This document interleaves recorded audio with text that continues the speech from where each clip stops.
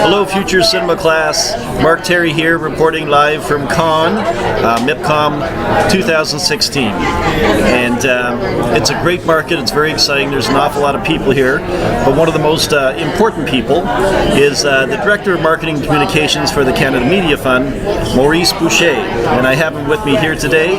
And I thought it would be good to hear what he has to say about the new trends in content and digital technologies being presented here at the market. So here he is. Here we go. Thanks Hello, for joining everyone. us. Bonjour from Cannes. Yeah, here we go. Okay, maybe one of the first things we can talk about are the trends in content that you're seeing at this year's market. Of course, well, at the market and throughout, actually, we know there are a lot of major trends that are affecting the content industry. There are new ways of consuming content. Consumers are accessing content more than ever, but on a plethora of platforms.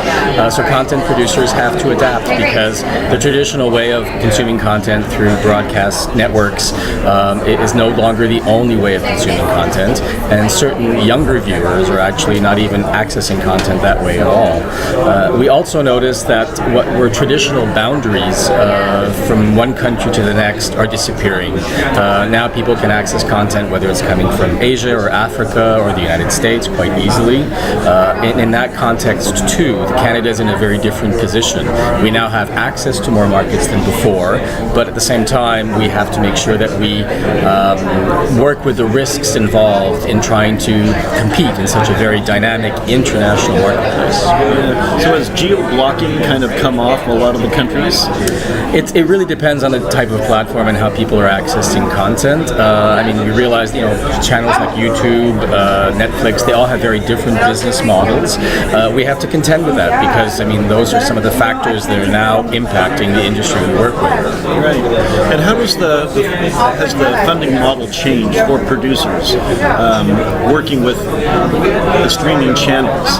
Do they have the same sort of traditional setup of maybe production advances or co-partnerships?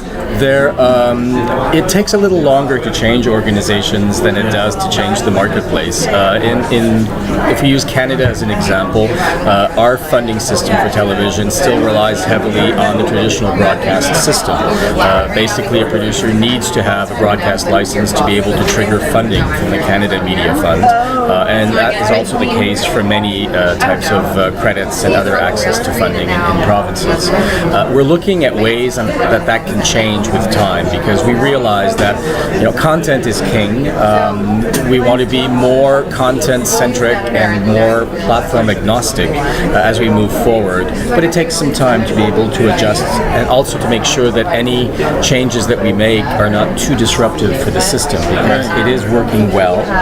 We want it to continue to work well, so we have to look forward and see what those needs are, but at the same time we don't want to disrupt what is going well.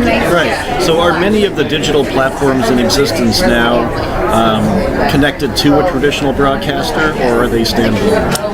Well, most of them are standalone. Some broadcasters do have their own, what we call OTTs, online content. But the larger ones that we have to factor in are platforms like YouTube and like Netflix, which are in Canada but are also international. And that is something we have to look at and see how we can build that into the system that we work with.